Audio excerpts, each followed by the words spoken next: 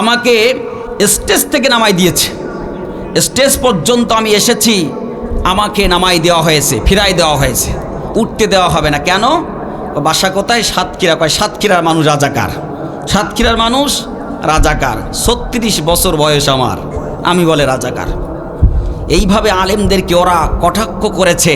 যেই রাজাকার শব্দ দিয়ে গোটা বাংলার মানুষকে জিম্মি করে রেখেছিল, সেই রাজাকার শব্দ দিয়ে আল্লাহ পাক পুনরায় বাংলার জমিনকে স্বাধীন করে দিয়েছে। ঠিক কিনা বলেন? এই দেশ এবং এই জাতিকে নিয়ে যারা ষড়যন্ত্র করছো, এখনো সময় আছে, ভালো হয়ে যাও, তা না হলে পিঠের চামড়া থাকবে না। বাংলার জনগণ জেনে গেছে, বুঝে গেছে, তোমাদের মতো স্বৈরাচার জালেমদের বাংলার জমিনে জায়গা হবে না। মনে রাখবা, আগামীর বাংলাদেশ কোরআন সুন্নাহর বাংলাদেশ, আগামীর বাংলাদেশ টুপিওয়ালাদের বাংলাদেশ, আগামীর বাংলাদেশ ইসলামী আন্দোলনের বাংলাদেশ, আগামীর বাংলাদেশ আলেম ওলামার বাংলাদেশ, আগামীর বাংলাদেশ কোরআন সুন্নাহর বাংলাদেশ। কথা বলেন ঠিক না বেঠিক? আগামীকালকে সূর্য উদিত হবে, সূর্য পূর্ব দিগন্ত থেকে পশ্চিম দিকে যাবে, এটা যেমন সত্য, আগামী দিন বাংলার জমিনে ইসলাম কায়েম হবে তার চাইতে সত্য। সম্মানিত প্রিয় ভাইরা, ভয় করব কাকে? জোরে বলেন কাকে? আল্লাহ তাআলা ফেরাউনকে ক্ষমতা দিয়েছিল, ফেরাউন ক্ষমতার অপব্যবহার করেছিল, যার কারণে আল্লাহ তাআলা লাঞ্ছিত অপমানিত করেছেই, তার কাছ থেকে ক্ষমতা ছিনিয়ে নিয়েছে। নমরুদকে ক্ষমতা দেওয়া হয়েছিল, কিন্তু ক্ষমতার অপব্যবহার করার কারণে আল্লাহ তাআলা লাঞ্ছিত অপমানিত করে তার থেকে ক্ষমতা ছিনিয়ে নিয়েছে। ঠিক তেমনি করে স্বৈরাচার শেখ হাসিনাকেও আল্লাহ ক্ষমতা দিয়েছিল, কিন্তু সে ক্ষমতার অপব্যবহার করার কারণে আল্লাহ রাব্বুল আলামিন লাঞ্ছিত অপমানিত করে ক্ষমতার চেয়ার কেড়ে নিয়েছেন। ঠিক কিনা বলেন? সুতরাং আগামীতে যারা বাংলাদেশের শাসন ভার দায়িত্ব যারা নিবা, শেখ হাসিনা থেকে শিক্ষা নেওয়া উচিত। ঠিক কিনা বা ঠিক? সম্মানিত প্রিয় ভাইয়েরা, এদেশে স্বৈরাচারের জায়গা হবে না। যারা দুর্নীতি করবে, সন্ত্রাসী করবে, চাঁদাবাজি করবে, লুটপাট করবে, তাদের জায়গা এই জমিনে হবে না ইনশাআল্লাহ। প্রিয় ভাইয়েরা, কোরআন শুনতে এসেছি। কোরআন কার কালাম? জোরে বলেন কার কালাম?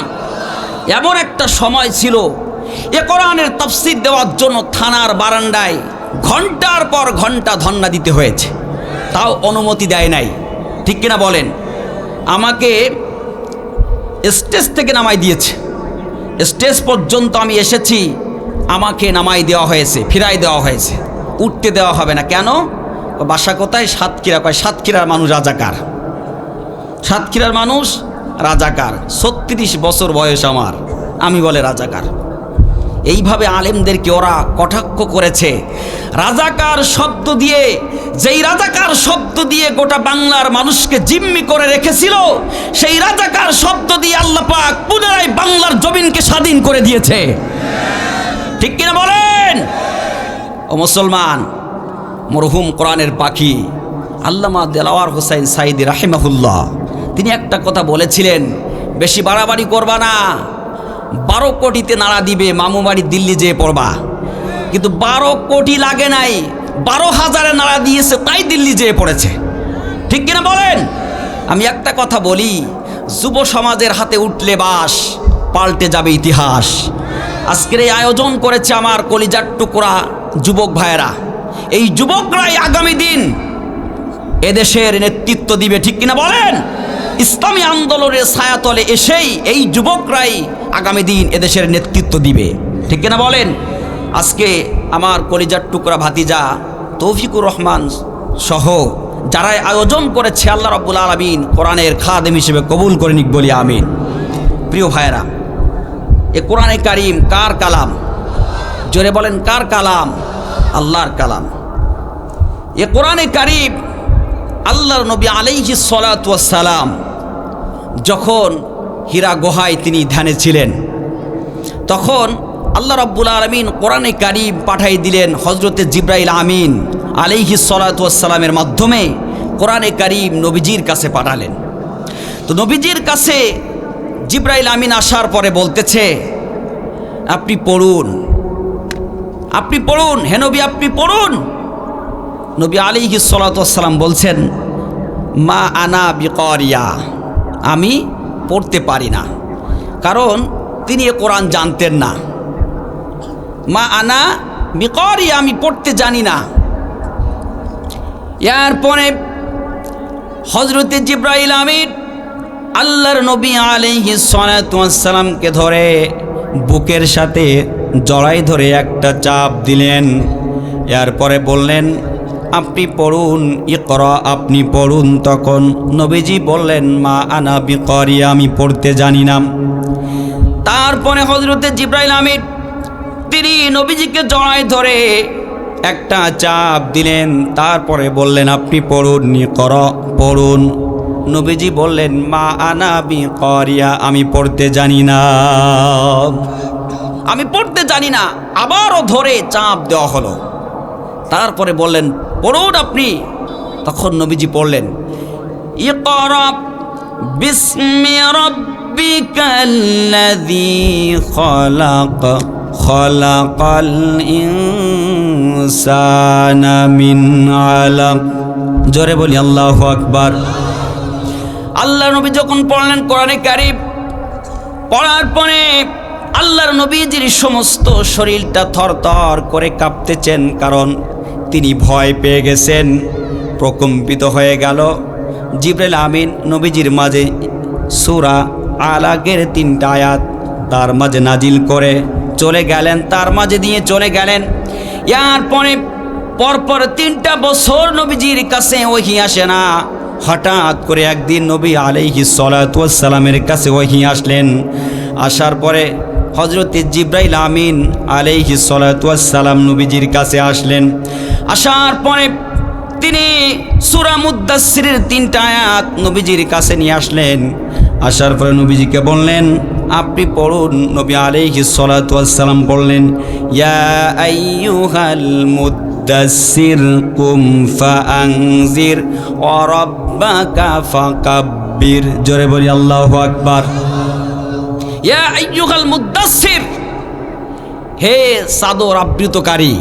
নবীজির গায়ে হযরত আয়েশা সিদ্দিকা রাদিয়াল্লাহু তাআলা আনহা তিনি বর্ণনা করেন, নবীজির গায়ে জ্বর এসে গেছে, শরীর থরথর করে কাঁপছেন, এত প্রচণ্ড জ্বর এসেছেন।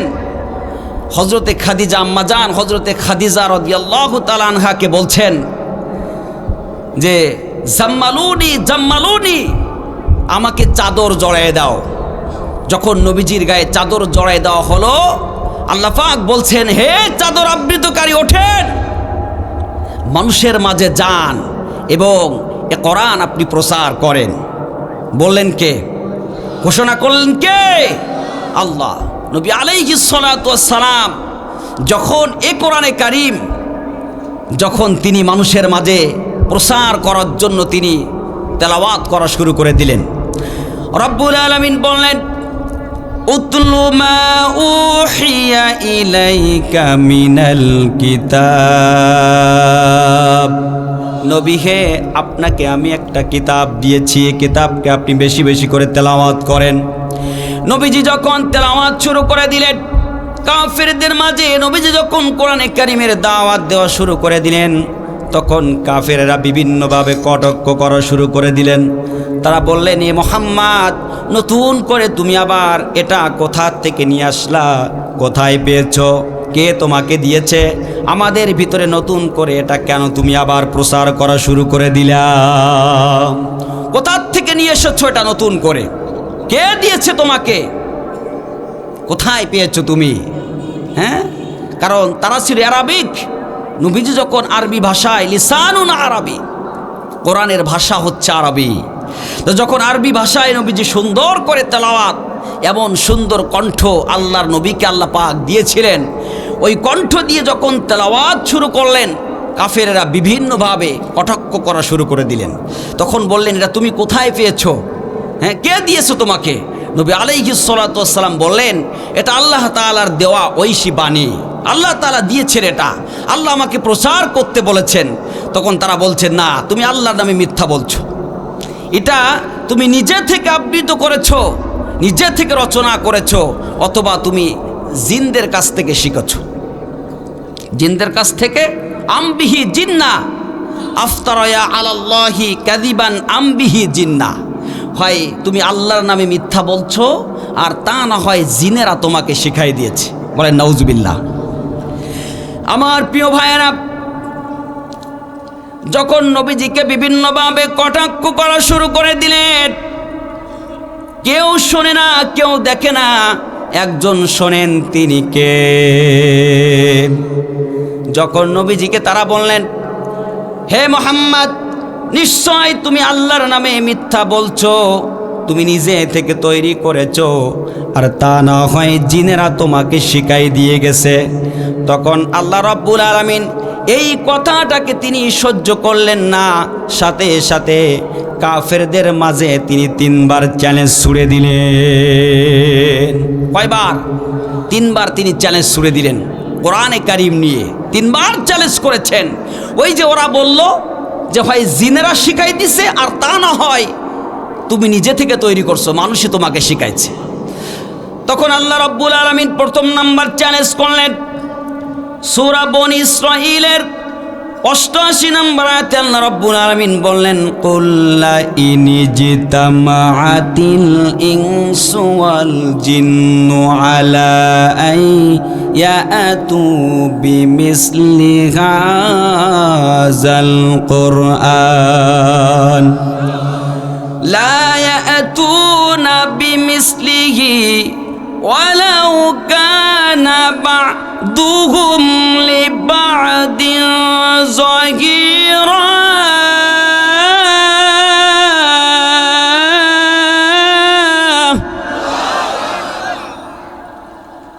রব্বুল আলামিন বললেন, হে নবী, ওই কাফেররা আপনাকে নিয়ে কটাক্ষ করছে, আমার কালামে পাক নিয়ে তারা ঠাট্টা মাশকরি করতেছে। তারা বলতেছে হয় তুমি নিজে বানাইছো নাই, মানুষে তোমাকে শিখাই দিয়েছে, আর তা না হয় জিনেরা তোমাকে শিখাই দিয়েছে। তুমি তাদেরকে বলে দাও, গোটা পৃথিবীর সমস্ত জিন এবং ইনসান যারা আছে, জিনদের ভিতরে বড় বড় বুদ্ধিজীবী যারা আছে, মানুষের ভিতরে বড় বড় বুদ্ধিজীবী যারা আছে, গোটা পৃথিবীর সমস্ত জিন এবং ইনসান যদি একত্রিত হয়ে যায়, তাদেরকে বলো তোমরা কিরকম পারো, এরকম একটা কিতাব তোমরা তৈরি করে নিয়ে আসো,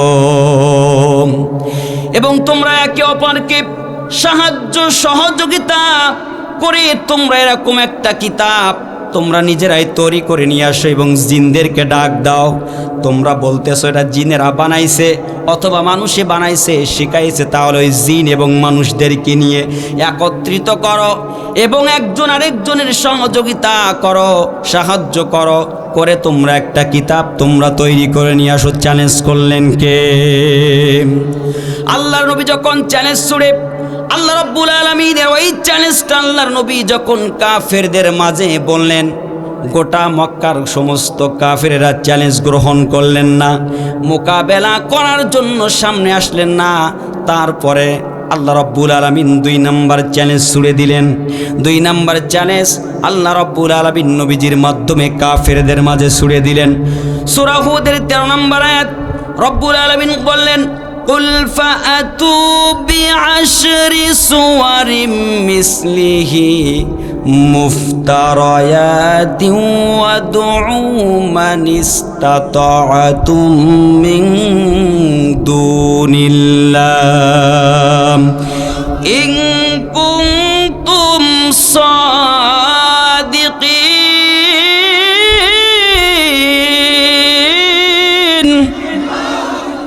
রব্বুল আলামিন বলেন, হে নবী, আমি দ্বিতীয় চ্যালেঞ্জ শুনে দিলাম, তাদেরকে বলেন একটা কিতাব তাদেরকে নয়, বলে দেন তারা যেন 10টা সূরা তারা তৈরি করে নিয়ে আসে, বানাই নিয়ে আসে।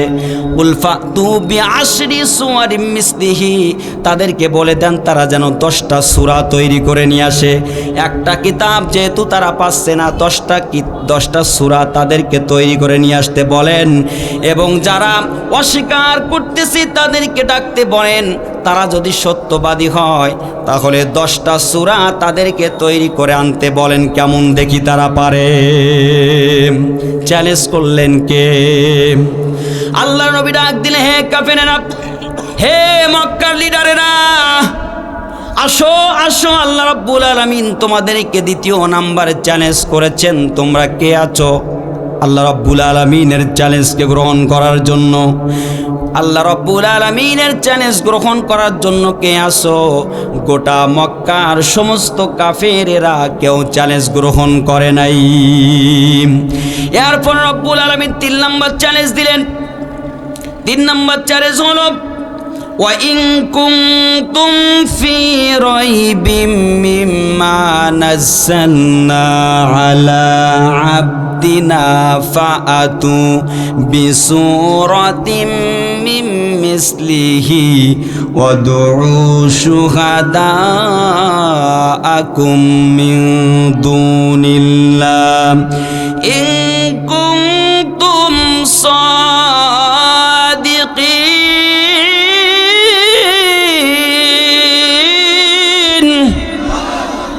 রব্বুল আলামিন বললেন, আমি আমার বান্দার প্রতি যে কিতাব আমি নাজিল করেছি এতে যদি তোমরা সন্দিহান মনে করো, সন্দেহ মনে করো, তাহলে তোমরা নতুন করে একটা সূরা তোমরা বানিয়ে নিয়ে আসো।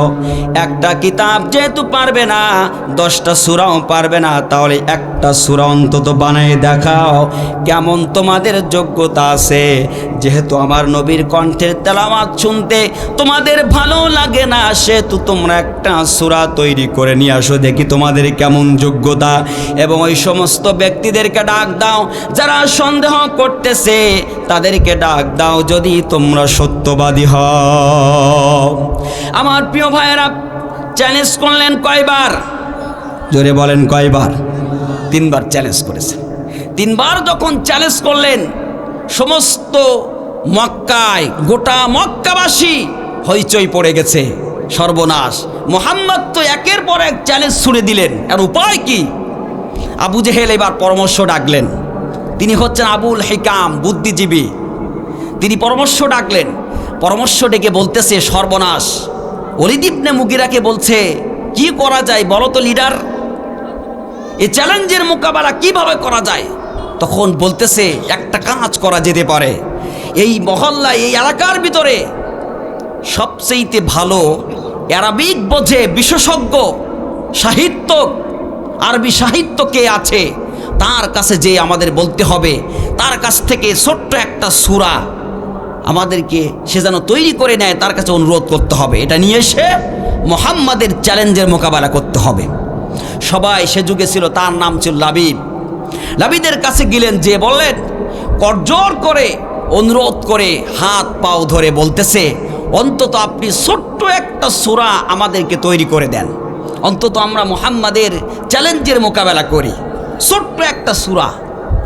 তখন বলতেছে, আরে টেনশন করো না, এটা তো আরবি ভাষা, মুহাম্মদ যেটা বলছে ওটাও আরবি, তো আমি খুব তাড়াতাড়ি তোমাদেরকে একটা ছোট্ট সূরা তৈরি করে দেব, টেনশন করো না, যাও তোমরা টেনশন করো না। সমস্ত মক্কার কাফেরেরা সবাই নিশ্চিন্তে বাড়ি চলে যেয়ে সবাই ঘুমায়, কোনো টেনশন করে না। এবার উতবা বলতেছে, মুহাম্মদ তুমি বারবার আমাদেরকে চ্যালেঞ্জ করো, ঠিক আছে, তুমি মনে করো আমরা বুঝি না, পারি না, অবশ্যই আমরা এই ছোট্ট একটা সূরা তৈরি করে তোমার চ্যালেঞ্জের মোকাবেলা করব। এইভাবে কাফেরেরা তারা নিজেদের গোমরাহির ওপরে অটল থাকলেন। দুনিয়ার কেউ না দেখলেও একজন দেখতেছেন, তিনি কে? আমার প্রিয় ভাইয়েরা, সপ্তাহের পর সপ্তাহ চলে গেল, মাসের পর মাস চলে গেল, এরপরে পুরা একটা বছর হয়ে গেল। একটা বছর পরে যখন সমস্ত লিডারেরা লাবিদের কাছে চলে গেলেন, যাওয়ার পরে লাবিদকে জিজ্ঞাসা করছেন, কি ব্যাপার, হে ধর্মীয় গুরু, কি ব্যাপার, আপনি কি পেরেছেন কিনা?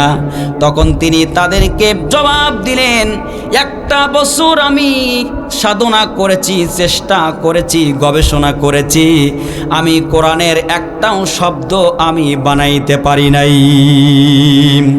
শেষ বেলায় তিনি রিপোর্ট দিয়ে দিলেন, লাইসা হাযা মিন কালামিন বাশার। জোরে বলি আল্লাহু আকবার। শেষ বেলায় তিনি সাপোর্ট দিয়ে দিলেন, রিপোর্ট দিয়ে দিলেন, তিনি বললেন, তিনি সাক্ষ্য দিয়ে দিলেন, এটা আল্লাহ তাআলা, এটা মানুষ তৈরি করা, মানুষ রচিত কোনো ধর্মীয় গ্রন্থ না, এটা হলো আল্লাহ রব্বুল আলামিনের ঐশী বাণী। আল্লাহ রব্বুল আলামিন মানুষের কল্যাণার্থে আল্লাহ পাক এটা নাজিল করেছেন। আমার প্রিয় ভাইয়েরা, রব্বুল আলামিন বললেন, তিনি ইন্না হাযাল কুরআনা ইয়াহদি লিল্লাতী হিয়া আকওয়াম ওয়া ইউবাশশিরুল মুমিনিনা আল্লাযীনা ইয়া'মালুনাস সালিহাত আন্না লাহুম আজরান কাবীরা।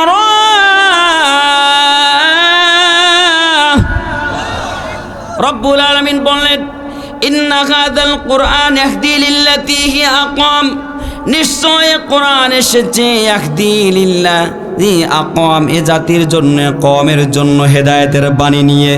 যারা এ কোরআন অনুযায়ী আমল করবে, জীবন যাপন করবে, আল্লাহ রাব্বুল আলামিন দুনিয়া এবং আখিরাতে তাদের জন্য কল্যাণ রেখে দিয়েছেন।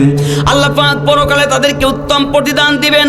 আমার সম্মানিত প্রিয় ভাইরা, গোটা মক্কার কাফিররা তারা চেষ্টা করেছিল এ কোরআন থেকে মানুষকে ফেরানোর জন্য, এ কোরআন থেকে মানুষকে ফিরায়ে তারা পথভ্রষ্ট করার জন্য, এ কোরআনের আলোকে নিভাই দেওয়ার জন্য গোটা মক্কার সমস্ত কাফেরেরা চেষ্টা করে ব্যর্থ হয়েছে। তারা পারে নাই, আল্লাহর চ্যালেঞ্জের মোকাবেলা করতে তারা পারে নাই। কারণ আল্লাহ রাব্বুল আলামিন এ কোরআনে কারিম নাজিল করেছেন। আল্লাহ পাক বললেন, গোটা পৃথিবীর সমস্ত জিন এবং ইনসানের মাঝে চ্যালেঞ্জ করলাম, তারা যদি একত্রিত হয়ে যায়, আমার কিতাবের নতুন করে একটা শব্দ তাদের বানানোর ক্ষমতা নাই। রব্বুল আলামিন বললেন, فَإِن لَّمْ تَفْعَلُوا وَلَن تَفْعَلُوا فَاتَّقُوا النَّارَ الَّتِي وَقُودُهَا النَّاسُ وَالْحِجَارَةُ أُعِدَّتْ لِلْكَافِرِينَ।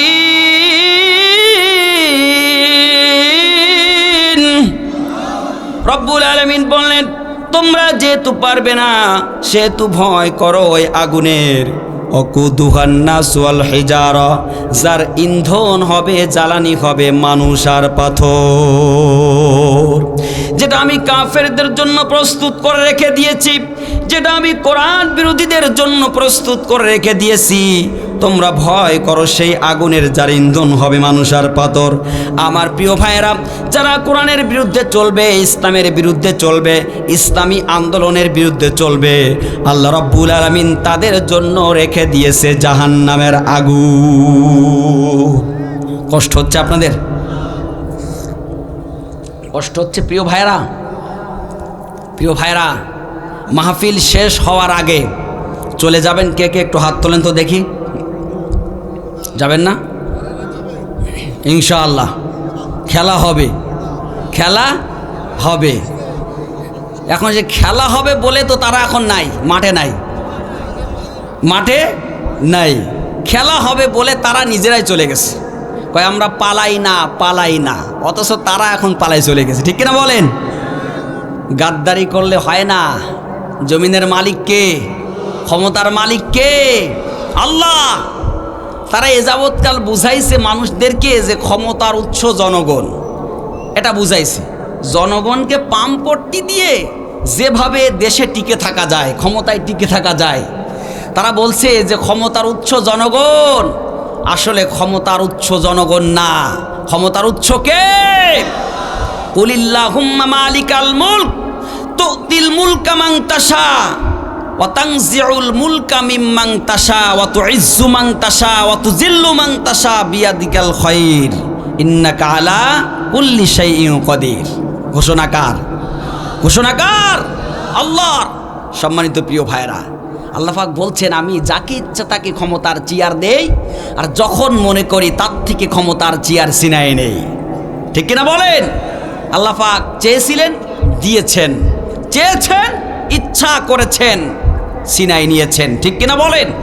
সম্মানিত প্রিয় ভাইরা, এই জন্য তাকব্বারি করা যাবে না, অহংকারী করা যাবে না, ক্ষমতার অপব্যবহার করা যাবে না। ঠিক কিনা বলেন? সব কিছু করনেওয়ালা জাতকে ওমা ইউহিনিল্লাহু ফামা লাহু মিন মুকরিম ইন্নাল্লাহা ইয়াফআলু মা ইয়াশা। আল্লাহ পাক বলছেন আমি যাকে ইচ্ছা তাকে সম্মান দেই, আবার যখন ইচ্ছা তার থেকে সম্মান ছিনাই নেই। ঠিক কিনা বলেন? সম্মানিত প্রিয় ভাইয়েরা, আপনারা জানেন যে কোরআনের পাখি মরহুম আল্লামা দেলাওয়ার হোসাইন সাইদি রাহিমাহুল্লাহ, তিনি সহ মরহুম আব্দুল কাদের মোল্লা সহ এবং হজরতুল আল্লাম মাওলানা মতিউর রহমান নিজামী রাহিমাহুল্লাহ সহ তাদের উলঙ্গ ছবি তৈরি করে রাস্তার মোড়ে মোড়ে তারা জুতোর মালা গলায় দিয়ে ছবি তৈরি করে তারা রাস্তার মোড়ে মোড়ে দিয়েছিল। ঠিক কিনা বলেন? এবং লিখে দিয়েছিল লুচ্চা সাইদি নাউজুবিল্লাহি মিন জাদি। জলে বলি নাউজুবিল্লাহ।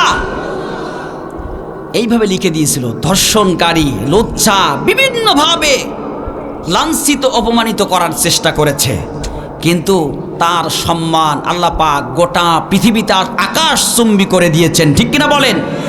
তারা বিভিন্নভাবে ষড়যন্ত্র করে এক জাররা পরিমাণ তার সম্মান হানি করতে পারে নাই। ঠিক কিনা বলেন? তার জন্য এখন মানুষ তার কথা বললেই অন্তর থেকে মানুষ দোয়া করে। ঠিক কিনা বলেন? এটাই আল্লাহ তাআলার দেওয়া সম্মান। ঠিক কিনা বলেন? আমার প্রিয় ভাইরা, কোরআন আমরা শুনতে এসেছি, রব্বুল আলামিন বললেন ওয়ামান ইয়াতাবাদ্দালিল কুফরা বিল ঈমান ফাকাদ দাল্লা সাওয়াআস সাবিল।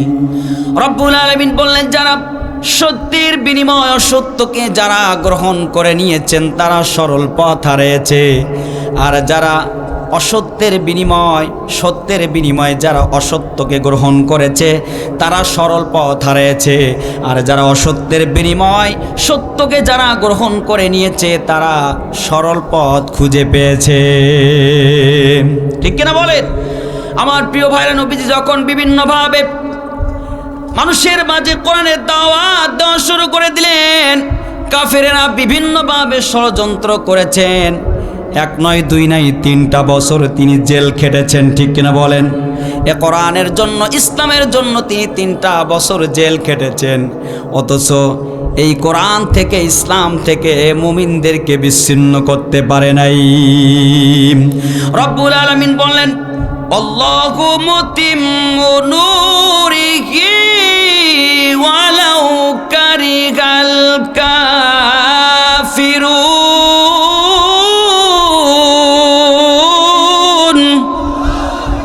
রব্বুল আলামিন বললেন আমি আমার আলোকে গোটা পৃথিবীতে জ্বালাবই জ্বালাবই জ্বালাবো, তাতে কাফেরদের সহ্য হোক আর না হোক আমি আল্লাহ রাব্বুল আলামিনের কিছুই যায় আসে না। আল্লাহর আলোকে আল্লাহ পাক জ্বালাবেই জ্বালাবে, তাতে কাফেরদের সহ্য হোক আর না হোক আল্লাহ তাআলার কিচ্ছু যায় আসে না। সময় যখন এসে যাবে আল্লাহ রাব্বুল আলামিন তার কোরআনের আলোকে জ্বালাই দিবেন। কথা বলেন ঠিক না বেঠিক? একটু জিকির করি লা ইলাহা।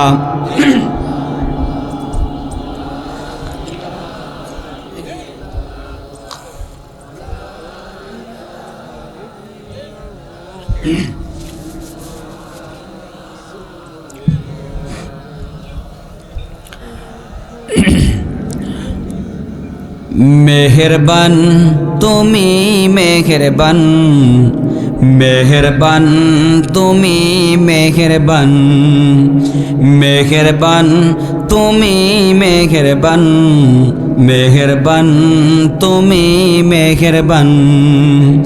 আমি পাপী গুনাহগার, তুমি ছাড়া কে আছি আর।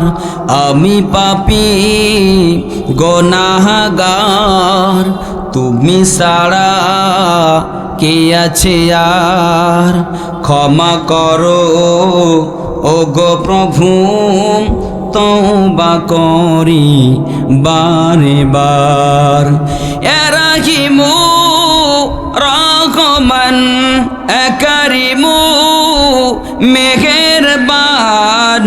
ইয়া রাহিমু রহমান কারিমু মেহেরবান। মেহেরবান তুমি মেহেরবান, মেহেরবান তুমি মেহেরবান। মেহেরবান তুমি মেহেরবান, মেহেরবান তুমি মেহেরবান। জেনে না জেনে হাজার পাপের সাগরে ডুব দিয়েছি, ডুব দিয়েছি পাপেরই বোঝাই না জেনে। বান্দা তোমার আমি, তুমি অন্তর্যামী। বান্দা তোমার আমি, তুমি অন্তর্যামী। তুমি ছাড়া কে আছে আমার। রাখিবু রহমান কারিমু মেহেরবান।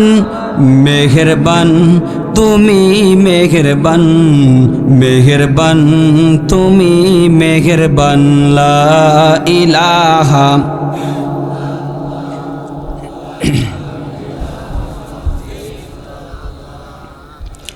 লা ইলাহা ইল্লাল্লাহু মুহাম্মাদুর রাসূলুল্লাহ সাল্লাল্লাহু আলাইহি ওয়াসাল্লাম। কষ্ট হচ্ছে আপনাদের?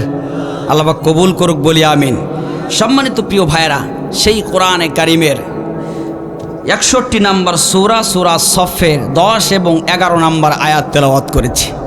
আসুন আমরা মূল আলোচনায় চলে যাই।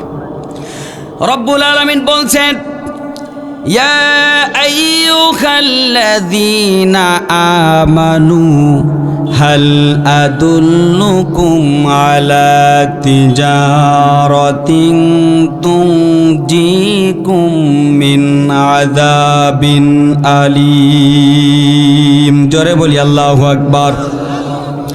রব্বুল আলামিন বললেন, ওহে তোমরা যারা ঈমান এনেছো, ইয়া আইয়ুহাল্লাযীনা আমানু তোমরা যারা ঈমান এনেছো, হাল আদুল্লুকুম আলা তিজারা আমি তোমাদেরকে এমন একটা ব্যবসার কথা বলবো না যেই ব্যবসা তোমাদেরকে জাহান্নামের আযাব থেকে ফিরাই। আমি তোমাদেরকে এমন একটা ব্যবসার কথা কি বলবো না যেই ব্যবসা তোমাদেরকে জাহান্নামের আগুন থেকে বাঁচাবে। এমন একটা ব্যবসার কথা কি আমি তোমাদেরকে বলবো না? বলছেন কে? জোরে বলেন, কে বলছেন? আল্লাহ পাক বলছেন, এমন একটা ব্যবসার কথা তোমাদেরকে কি আমি বলবো না যেই ব্যবসাটা করলে তোমরা জাহান্নামের আযাব থেকে বাঁচতে পারবে।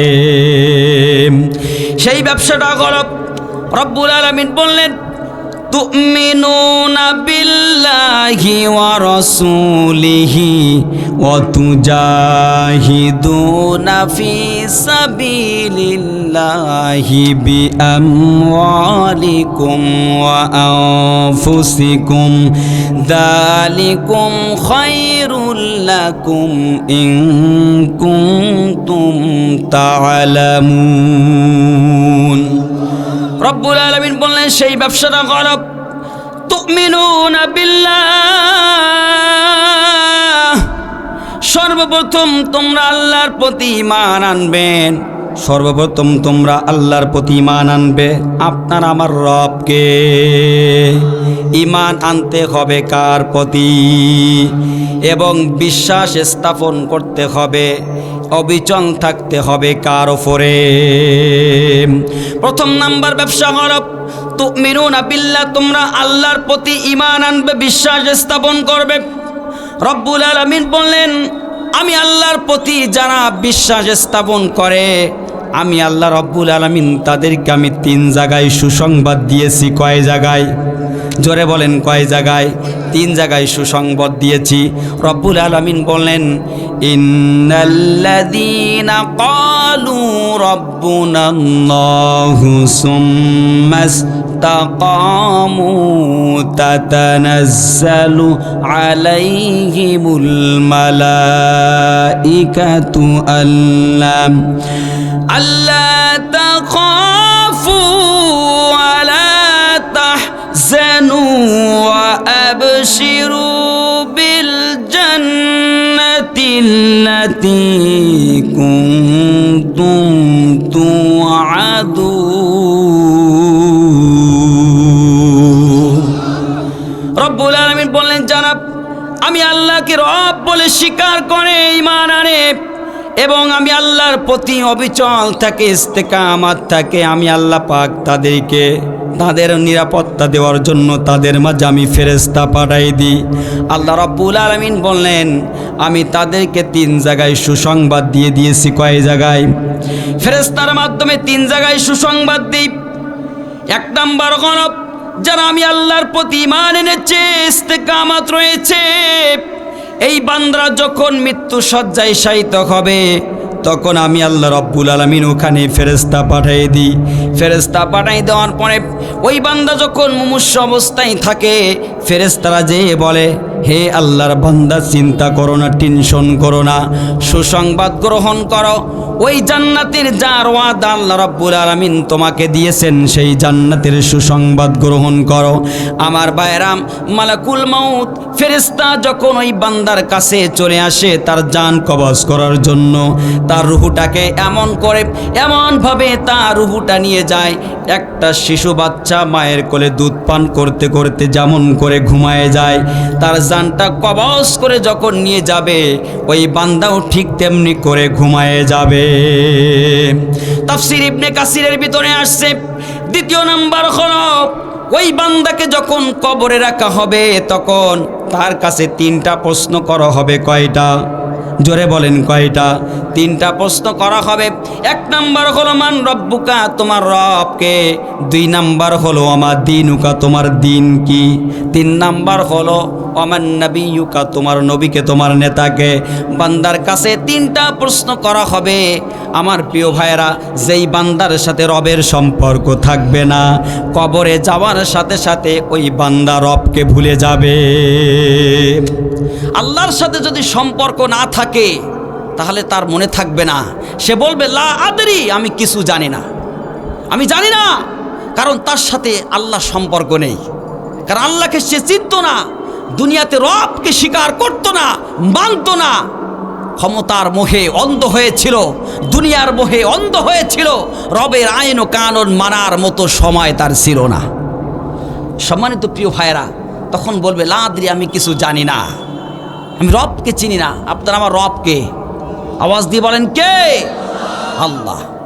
প্রিয় ভাইরা, আল্লাহকে রব হিসাবে মেনে নিলে, আল্লাহর সাথে সম্পর্ক থাকলে কি লাভ হবে, ছোট্ট একটা উদাহরণ দেব। যেহেতু আল্লাহ পাক বলছেন তুমিনুনা বিল্লাহ, বিশ্বাস স্থাপন করো আমি রবের প্রতি, তোমরা আমার প্রতি বিশ্বাস রাখো, দুনিয়া এবং আখিরাতে তোমাদের কল্যাণকর হবে ঘোষণা করেছেন কে?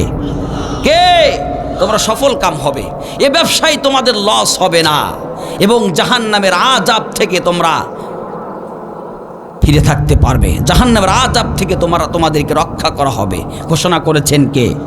জোরে বলেন কে? উদাহরণটা হচ্ছে একটা নেকড়ে বাঘ একটা গাভীকে তাড়া করছে। তো গাভীকে যখন তাড়া করছে, সম্মানিত প্রিয় ভাইরা শোনেন, ওই ধান যখন ঝাড়ে তখন ঝাড়া দেওয়ার সাথে সাথে ভুসিগুলো কিন্তু উড়ে যায় কি না? কিন্তু যাদের কোরআনের মহাব্বত যাদের আছে তারা কিন্তু কোরআন ছেড়ে যাবে না।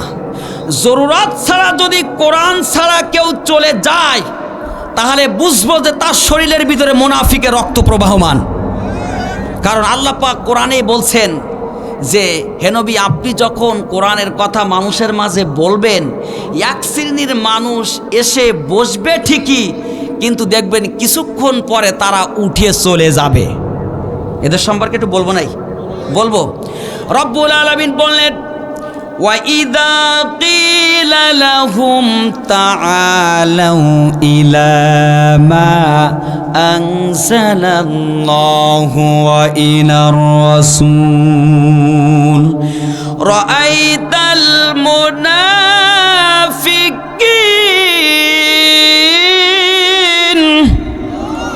يَصُدُّونَ عَنكَ صُدُودًا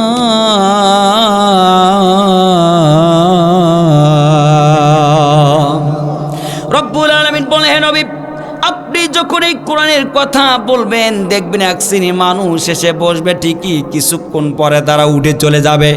দেখবেন ওই ব্যক্তিটা চলে যাচ্ছে যার জীবনের সাথে কোরআনের কোনো মিল নেই। সে যে রাজনীতি করে তার সাথে কোরআনের কোনো মিল নেই, সে যে ব্যবসা করে তার সাথে কোরআনের কোনো মিল নেই, সে যে ইবাদত করে তার সাথে কোরআনের কোনো মিল নেই। তার জীবনের প্রত্যেকটা কর্মের সাথে যখন কোরআন মিলবে না, গার মধ্যে জ্বালা করবে, আস্তে করে পিছন থেকে ভেগে যাবে। এরা হলো রাআইতাল মুনাফিক। কথা বলেন ঠিক না বেঠিক? সুতরাং জরুরত ছাড়া যদি কেউ উঠে চলে যায়, বুঝবো ওর সাথে কোরআনের সম্পর্ক নাই। প্রত্যেকদিন রাত্রি এরকম বক্তি হচ্ছে ভাই, শরীর স্বাস্থ্য খুব একটা ভালো না, তারপরও যতদিন আল্লাহ রাখে ওইভাবে চলবে। জুলুম, অত্যাচার, নির্যাতন, জেল আমাদের উপর দিয়ে চলে গেছে। এটা নবীজির সুন্নাত, এটা নবীজির সুন্নাত। মৃত্যুর আগ পর্যন্ত যতদিন বেঁচে থাকবো ইসলামী আন্দোলনের কর্মী হিসেবে কাজ করে যাব। তাতে কারোর সহ্য হোক আর না হোক আমার যায় আসে না। আমি ইসলামী আন্দোলনের কর্মী হয়ে মরতে চাই। ইসলামী আন্দোলনের কর্মী হয়ে কে কে মরতে চান দুহাত তুলে দেখাই দেন। লিল্লাহি তাকবীর, লিল্লাহি তাকবীর, আল্লাহু আকবার। সম্মানিত প্রিয় ভাইরা, ইসলামী আন্দোলন নিয়ে বহুত উল্টোপাল্টা কথা বলে মানুষে, ঠিক কিনা বলেন?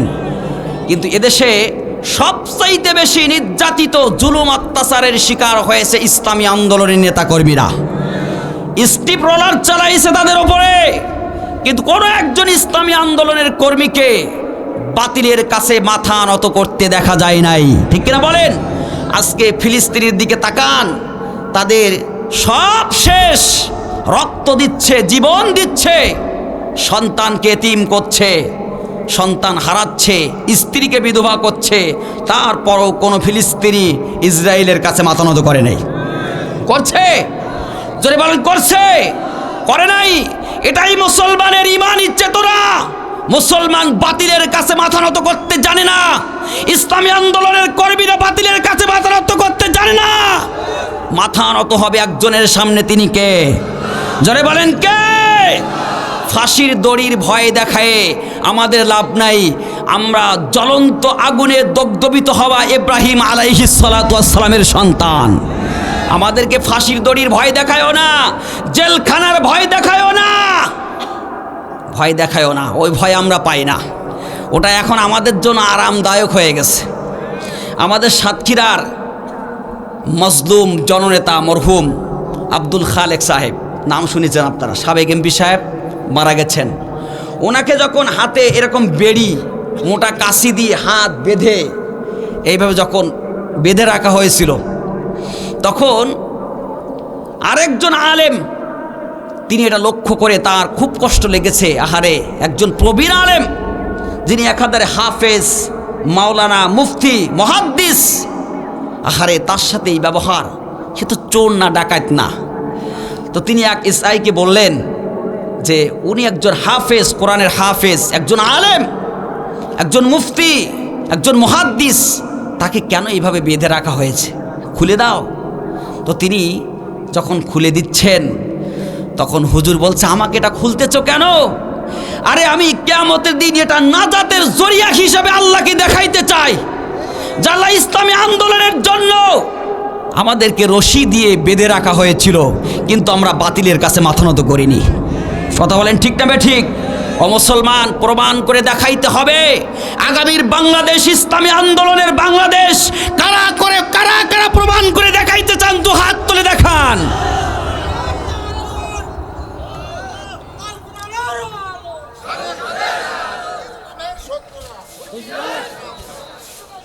আল্লাহ পাক কবুল করুক, বলি আমিন। সম্মানিত প্রিয় ভাইরা, উদাহরণটা হচ্ছে একটা নেকড়ে বাঘ যখন গাভীকে তাড়া করেছে। আপনার আমার রবকে জোরে বলেন কে? আল্লাহ। আল্লাহকে রব বললে, আল্লাহর উপরে ঈমান আনলে, অটল থাকলে কি লাভ তা একটু বলি। তো নেকড়ে বাঘ যখন গাভীকে তাড়া করেছে, দৌড়াইতে দৌড়াইতে গাভীটা একটা গর্তের ভিতরে পড়ে গেছে। তো গর্তের ভিতরে যখন পড়ছে, নেকড়ে বাঘও দৌড়াইতে দৌড়াইতে হুতোষে যে গর্তের ভিতরে পড়ছে। এখন ওর ভিতরে ছিল হাবর, কাদা, নীল কাদা। তো তখন বলতেছে নেকড়ে বাঘ গাভীকে বলতেছে, রে গাভী, তুই আর দৌড়ানো আর লাভ দেওয়ার জায়গা পেলি না রে, তুই গর্তের ভিতরে ঝাঁপ দিছস। এখন আমিও তো তোর সাথে ঝাঁপ দিলাম, এখন তো উঠতে পারি না, আমার পেটে ক্ষুধা, এখন উঠবো কি করে? তখন গাভী বলতেছে, ওসব চিন্তা বাদ দাও, দিয়ে এখন এখান থেকে কিভাবে উঠবা সেই চিন্তা করো, খাওয়ার চিন্তা বাদ দাও। এখন ক্ষুধা লাগছে তোমার, বিপদে পড়েছে, এখন উঠবা কি করে সেই চিন্তা করো। আশরাফ আলী থানভী রহমাতুল্লাহি আলাইহি এই উদাহরণটা দিয়েছে।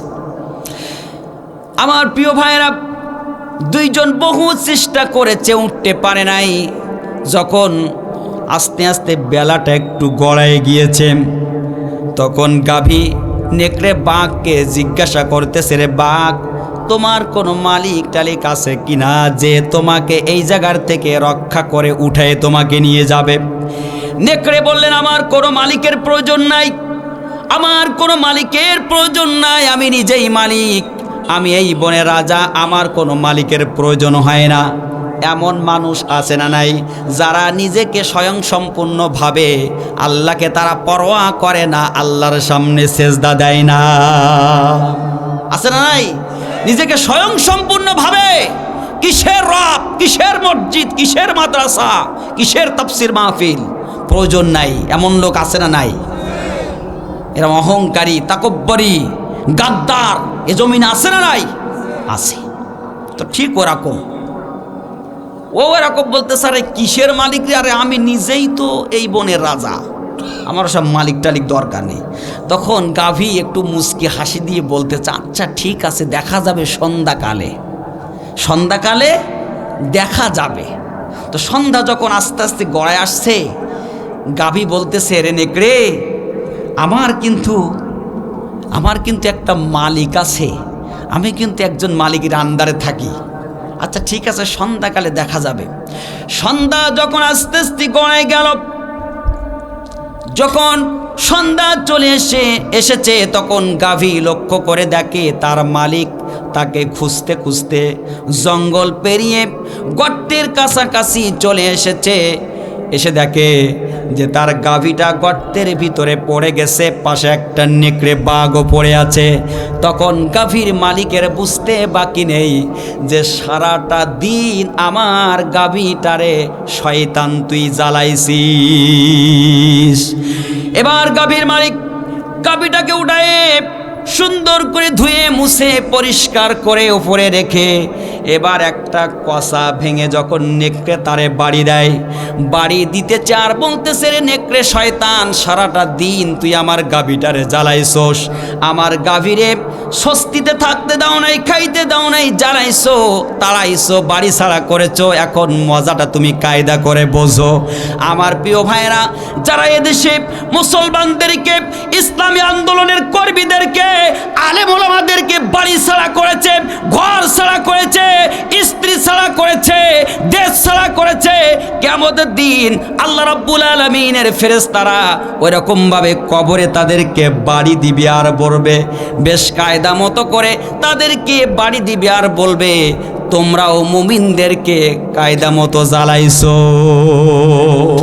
মুমিনদেরকে তোমরা জ্বালাইছো, ঘর ছাড়া করেছো, বাড়ি ছাড়া করেছো, পরিবার ছাড়া করেছো, খুব জ্বালাইছো তোমরা। ঠিক কিনা বলেন? দিবে কে দিবে না? অবশ্যই দিবে ইনশাআল্লাহ। তো যখন বাড়ি দিচ্ছে তখন গাভী বলতেছে নেকড়ে, আজকে আমার মতো যদি তুমি মালিকের আনুগত্য করতে, তাহলে আমার মালিক যেমন করে আমাকে ধুয়ে মুছে পরিষ্কার করে বাড়ি নিয়ে যাওয়ার জন্য প্রস্তুত হয়েছে, ঠিক তোমাকেও ধুয়ে মুছে পরিষ্কার করে বাড়ি নিয়ে যেত। কিন্তু তুমি মালিকের আনুগত্য করো নাই, অথচ দেখো আমি মালিকের আনুগত্য করার কারণে আজকে আমার কত সম্মান। আমার প্রিয় ভাইয়েরা, উদাহরণটা এখানে এরকম।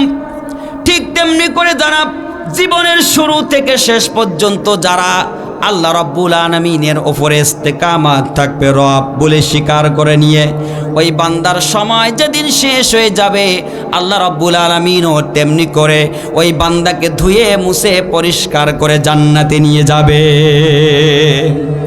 আমার প্রিয় ভাই, রব্বুল আলামিন বললেন, তুমিনুনা বিল্লাহি ওয়া রাসূলিহি ওয়া তুজাহিদুনা ফি সাবিলিল্লাহ। আমার প্রিয় ভাইরা, তাহলে প্রথম নাম্বার ব্যবসা হলো আল্লাহ রাব্বুল আলামিনের প্রতি ঈমান আনা। দ্বিতীয় নাম্বার ব্যবসা হলো রাসূলিহি, রাসূলের প্রতি ঈমান আনা। আপনার আমার নেতাকে মানতে হবে কার আদর্শ। এই পর্যন্ত এক পার্টি ছিল যে বিভিন্ন নেতার আদর্শর জন্য সংগ্রাম করেছে, কথা বলেন ঠিক না বেঠিক? কিন্তু আদর্শ মানতে হবে কার? লাকাদ কানা লাকুম ফি রাসূলিল্লাহি উসওয়াতুন হাসানা। আল্লাহ পাক বলছেন, তোমাদের জন্য আমার নবীর ভিতরে উত্তম আদর্শ রেখে দিয়েছি। এটা আল্লাহ কোরআনে কারিমে দেওয়ার পরেও জেনে বুঝে যারা নবীজির আদর্শ না মেনে করে, মোসওয়ালা, গাজাখোর, সিটার, বাটপার, লম্পট, দুর্নীতিবাজ, তার আদর্শ নিয়ে বাংলার জমিনে বাস্তবায়ন করার চেষ্টা করেছে, পদে পদে তারা অপমানিত হয়েছে। ঠিক কিনা বলেন? আদর্শ মানব কার? নবীজির। কার? আপনার আমার নেতাকে। জোরে বলেন নেতাকে। এই পৃথিবীতে বহু নেতা এসেছে, আল্লাহ পাক বলছেন, ওয়া ইন্নাকা লাআলা খুলুকিন আযীম। এই পৃথিবীতে বহু নেতা এসেছে, প্রত্যেক নেতার ভিতরে কম বেশি ভুল আছে, কিন্তু একজন নেতার ভিতরে বিন্দুমাত্র কোনো ভুল নাই। সেটা হচ্ছেন আপনার আমার নেতা, আপনার আমার নবী জনাবে মুহাম্মাদুর রাসূলুল্লাহ সাল্লাল্লাহু আলাইহি ওয়াসাল্লাম। আল্লাহ পাক বলছেন, ওয়া ইন্নাকা লাআলা খুলুকিন আযীম। হে নবী, আমি আপনার আদর্শকে, আপনার চরিত্রকে উত্তম করে দিয়েছি, পবিত্র করে দিয়েছি গোটা বিশ্বময়। সুবহানাল্লাহি ওয়া বিহামদি। রাসূলিহি, সেই রাসূলের প্রতি ঈমান আনতে হবে। ঘোষণাকার? ঘোষণাকার আল্লাহ। এরপর রব্বুল আলামিন বললেন, ওয়া তুজাহিদুনা ফি সাবিলিল্লাহ। সংগ্রাম করতে হবে কার পথে? জোরে বলেন কার পথে? যেই আল্লাহর প্রতি ঈমান এনেছ, যেই রাসূলের প্রতি ঈমান এনেছ, ওই আল্লাহ এবং রাসূলের পথে সংগ্রাম করতে হবে, জিহাদ করতে হবে। কাফের বেঈমানদের বিরুদ্ধে ওই রাসূল এবং আল্লাহর প্রতি ঈমান এনে তার পথে জিহাদ সংগ্রাম করতে হবে। আল্লাহ রাব্বুল আলামিন বললেন, যারা সংগ্রাম করবে আমি আল্লাহ রাব্বুল আলামিন দুনিয়াতে এবং আখিরাতে তাদেরকে সফল কাম করে দিব। আল্লাহ পাক বললেন, ওয়াতুজাহিদুনা ফি সাবিলিল্লাহ বিআমওয়ালিকুম ওয়া আনফুসিকুম যালিকুম খায়রুল লাকুম ইন কুনতুম তা'লামুন। জোরে বলি আল্লাহু আকবার। রব্বুল আলামিন বললেন, তোমরা আমি আল্লাহর প্রতি সংগ্রাম করো, আমি আল্লাহর রাস্তায় সংগ্রাম করো জান এবং মাল দিয়ে। ঘোষণাকার? ঘোষণাকার? জান এবং মাল দিয়ে সংগ্রাম করতে হবে। জান এবং মাল দিয়ে যদি সংগ্রাম করতে পারো, আমি আল্লাহ রাব্বুল আলামিন তোমাদেরকে সফল কাম করব। আশা করা যায় তোমাদের এই ব্যবসায় কখনোই লস হবে না। জান আর মাল দিয়ে সংগ্রাম করতে বলেছেন কে? জিহাদ করতে বলেছেন কে? আন্দোলন করতে বলেছেন কে? আল্লাহ। আন্দোলন করেছিলেন সাহাবায়ে কেরাম। সাহাবায়ে কেরাম জীবনের সর্বোচ্চ চেষ্টা করে তারা ইসলামের পক্ষে সংগ্রাম করে গেছেন। কে কোথায়, তাদের কোথায় যে মানে গোটা পৃথিবীতে ছড়ায় আছে তাদের কবর বিভিন্ন জায়গায়, কারণ তারা দ্বীনের দাওয়াত দিয়ে বিভিন্ন জায়গায় তারা চলে গেছেন। তাদের সংগ্রামটা হচ্ছে এমন ছোট্ট একটা উদাহরণ দিলে আপনারা বুঝতে পারবেন। সংগ্রামটা হচ্ছে আল্লাহর নবী আলাইহিস সালাতু ওয়াস সালামের দরবারে হঠাৎ করে একদিন সকালবেলা সাদ সালামি রাদিয়াল্লাহু তাআলা আনহু তিনি নবীজির দরবারে এসে বসে কাঁদছেন। তো যখন নবীজি হুজরাখানা থেকে বাইর হয়ে দেখে সাদ কাঁদতেছে, তো সাদের চোখে পানি দেখে নবীজি জিজ্ঞাসা করতেছে, হেরে সাদ, তুমি না 9 মাস আগে ইসলাম গ্রহণ করেছো, তুমি কাঁদতেছো কেন, কি হয়েছে তোমার? তখন সাদ বলতেছে, রাসূল আল্লাহ, 9টা মাস হলো আমি ইসলাম গ্রহণ করেছি রাসূল আল্লাহ, কিন্তু কোনো দিক থেকে আমার ত্রুটি নেই, কোনো চিন্তা টেনশন নাই, কিন্তু আমি একটা টেনশন করতেছি, একটা চিন্তা করতেছি। সেটা কি? সেটা হচ্ছে আমার কোনো দিক থেকে কোনো সমস্যা নাই, একটা সুন্নাত মানতে আমার বাকি আছে, একটা সুন্নাত আদায় করতে আমার বাকি আছে, যে আমি এটা যদি আদায় করতে না পারি তাহলে কিয়ামতের ময়দানে না জানি আল্লাহ আমার দিকে তাকাবে কিনা, এটা নিয়ে আমি সংশয়ে আছি, চিন্তায় আছি। নবীজি বললেন, সাদ, কোন সুন্নাত তোমার বাকি আছে? রাসূলুল্লাহ, কি মক্কার অলিতে গলিতে আমি ঘুরেছি, কিন্তু আমি অসুন্দর বলে, কালো বলে আমার সাথে কেউ মেয়ে বিবাহ দিতে চায় না। আমার কথা শুনলেই সবাই আমার দিক থেকে মুখটা ফিরায় নেয়। নবী আলাইহিস সালাতু ওয়াস সালাম বললেন, তাতে কি হয়েছে? বলে, রাসূলুল্লাহ, আমি চিন্তা করতেছি আপনার এই একটা সুন্নাত না মানার কারণে কিয়ামতের দিন আমার জবাব দেওয়া লাগে কিনা। নবীজি বললেন, সাদ, যাও যাও, চিন্তা করো না, এই মক্কার সবচাইতে সুন্দরী, বিশ্ব সুন্দরী এবং সবচাইতে বড় ধনী আবু আমেরের মেয়ের সাথে তোমাকে আমি বিবাহ দিয়ে দিলাম। সাদ আর দেরি করলেন না, সাদ একটা দৌড় দিলেন, আবু আমেরের বাড়ি তিনি দৌড় দিলেন, যে দেখে আবু আমের তিনি বাড়ির ভিতরে ঘোরাফেরা করতেছেন। তখন সাদ যে তাকে সালাম দিয়ে বললেন, হে আমের, আপনার মেয়ের সাথে আমাকে বিবাহ দিয়েছেন নবীজি, আমার সাথে তিনি বিবাহ ঠিক করেছেন, এ ব্যাপারে তোমার মতামত কি? তখন আমের রাগে ক্ষোভে তিনি ফেটে পড়লেন, তিনি সাদের পা থেকে মাথা পর্যন্ত এবং মাথা থেকে পা পর্যন্ত তিনি কয়েকবার তাকালেন। তাকানোর পরে বলতেছে, সাদ, তোমার সাহস কি করে হলো? তুমি আমার মেয়ের ব্যাপারে কথা বলতে এসেছো, আঙুল তুলেছ, আমার মেয়েকে তুমি বিবাহ করতে চাও, জেনে রেখো নবীজির সব সিদ্ধান্তই আমি মানতে রাজি না। নবীজি বললেই হলো, আমার সুন্দরী মেয়ে, বিশ্ব সুন্দরী, এমন ফুটফুটে সুন্দর মেয়েকে আমি তোমার সাথে বিবাহ দিতে চাই না। তোমার মতো অসুন্দর, কালো, কুৎসিত একজন ব্যক্তির সাথে আমার মেয়ে আমি বিবাহ দিতে পারবো না।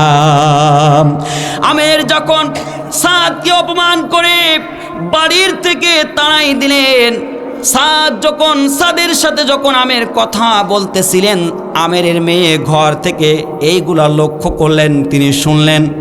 এরপরে আমের যখন ঘরের ভিতর প্রবেশ করলেন, তখন মেয়ে বলতেছে, বাবাজি, আব্বাজান, হে আমার প্রিয় আব্বাজান, আপনি কেন সাদকে অপমান করে তাড়াই দিলেন, যেখানে নবীজি আমার বিবাহর সিদ্ধান্ত দিয়েছেন, আমার ব্যাপারে সিদ্ধান্ত দিয়েছেন, আমার বিবাহ ঠিক করেছেন, সে অসুন্দর হোক আর কালো হোক, যাই হোক না কেন, কানা হোক আর কুজো হোক, এটা আমার দেখার বিষয় না। আমার নবীজি আমার বিবাহ ঠিক করেছেন, সন্তুষ্ট আছেন, আমি এই বিবাহই রাজি হয়ে গেলাম।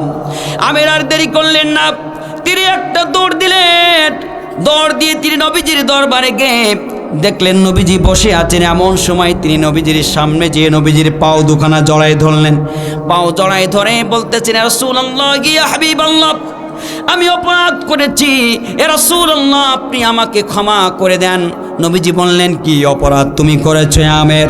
অপরাধটা হলো, আপনি আমার মেয়ের বিবাহ সাদের সাথে দিয়েছেন, আমি সেটা গ্রহণ করতে পারি নাই, পরে আমার মেয়ে সেটা গ্রহণ করে নিয়েছে। রাসূলুল্লাহ, কি আপনি আমাকে ক্ষমা করে দেন, আপনি যে সিদ্ধান্ত দিয়েছেন এই সিদ্ধান্তর পরে আমি আমের অটল থাকলাম, আমি আপনার সিদ্ধান্ত, আপনার রায়কে কি অর্ডারকে আমি মেনে নিলাম, রাসূলুল্লাহি যে কোনো কিছুর বিনিময় সাদের সাথে আমার মেয়েকে আমি বিবাহ দিয়ে দিব।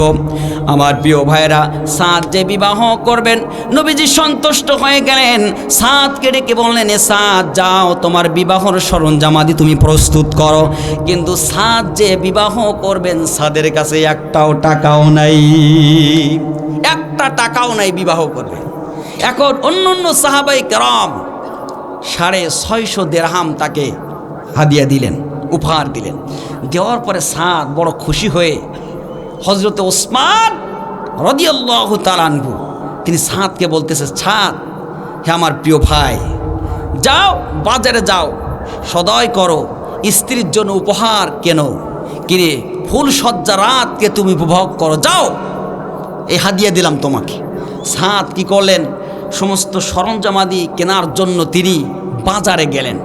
বাজারে যে যখন স্ত্রীর জন্য উপহার উপটকন কিনতেছেন, এমন সময় কে যেন ঘোষণা করে বললেন, কে যেন ঘোষণা করতেছেন, করে দিলেন যে যুদ্ধের ময়দানে যেতে হবে, আল্লাহর দ্বীনের জন্য, দ্বীন প্রতিষ্ঠার জন্য, কোরআন প্রতিষ্ঠার জন্য আন্দোলনে যেতে হবে, বাতিলদের মোকাবেলা করতে হবে, কাফেরদের বিরুদ্ধে যুদ্ধ করতে যেতে হবে।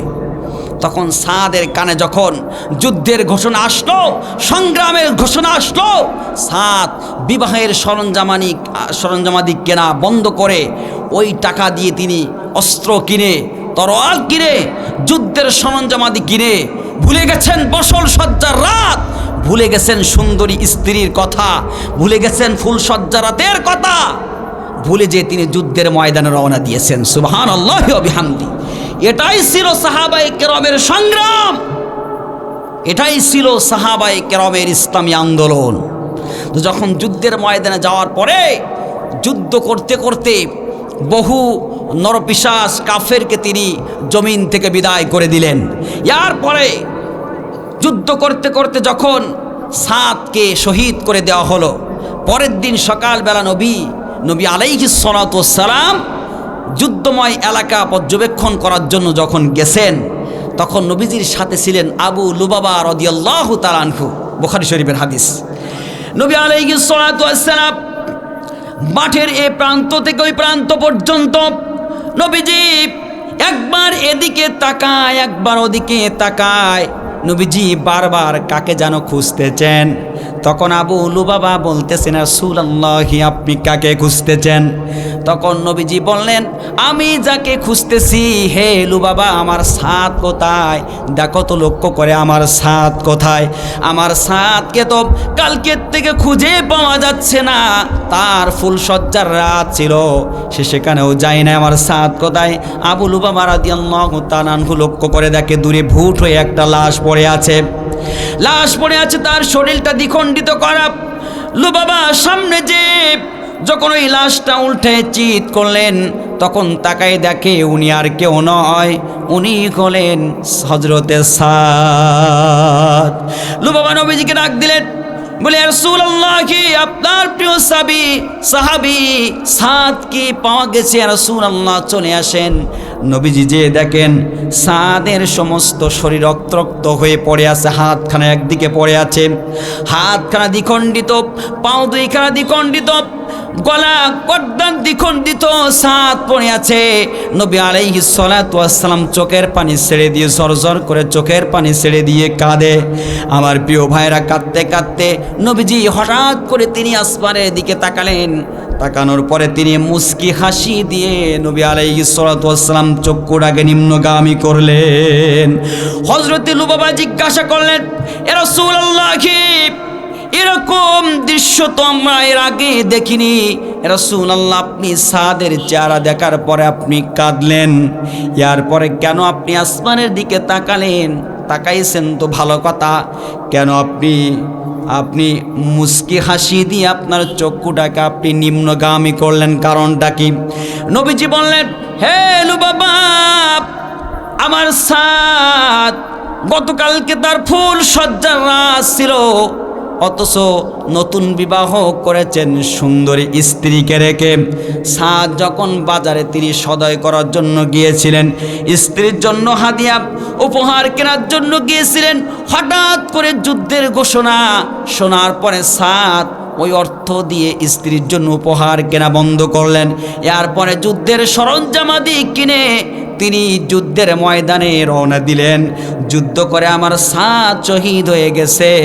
আমার সাদ ইসলাম প্রতিষ্ঠার জন্য আমি নবীর মহব্বতে, আল্লাহর মহব্বতে সুন্দর স্ত্রীকে তিনি ছেড়ে দিলেন, আরামের বিছানাকে তিনি ছেড়ে দিলেন।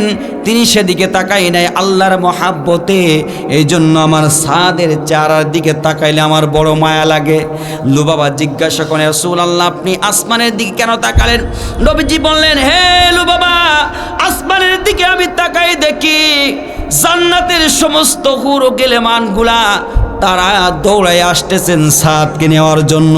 আল্লাহ রাব্বুল আলামিন জান্নাতের সমস্ত দরজাগুলা খুলে দিয়েছেন, সমস্ত হুর গেলেমানগুলা দৌড়ে আসতেছে সাদকে নেওয়ার জন্য। তাদের কাপড় চোপড়গুলো এলোমেলো হয়ে যাচ্ছিল, এই জন্য আমি আমার চক্ষুটাকে নিম্নগামী করেছি। সুবহানাল্লাহি ওয়া বিহামদি। আমার প্রিয় ভাইরা, এটাই ছিল সাহাবাদের ইসলামী আন্দোলনের তাদের কর্মসূচি। তাদের জীবনকে তারা জান এবং মাল দিয়ে তারা আল্লাহ রাস্তায় সংগ্রাম করে গেছেন। আমার প্রিয় ভাইয়েরা, নবী আলাইহিস সালাতু ওয়াস সালাম বললেন, হে লুবাবা, কিয়ামতের দিন আমার সাদ, আমার কিয়ামতের দিন জান্নাতের ভিতরে আমার সাদ আমার সবচেয়ে নিকটে থাকবে। আমার প্রিয় ভাইয়ের জন্য আল্লাহ রাব্বুল আলামিন বললেন, ওয়াতুজাহিদুনা ফি সাবিলিল্লাহ বিআমওয়ালিকুম ওয়া আনফুসিকুম, তোমরা আল্লাহর রাস্তায় সংগ্রাম করো, জান এবং মাল দিয়ে তোমরা আল্লাহর রাস্তায় সংগ্রাম করো, তাহলে দুনিয়া এবং আখিরাতে তোমরা সফল কাম হতে পারবে। আমার প্রিয় ভাইরা, কিন্তু বর্তমান সময় মানুষ ইসলামী আন্দোলনকে বাদ দিয়ে তারা অন্য রাস্তায় হাঁটতেছে, মনে করতেছে এ রাস্তায় গেলেই মনে হয় আমি সফল কাম হতে পারবো।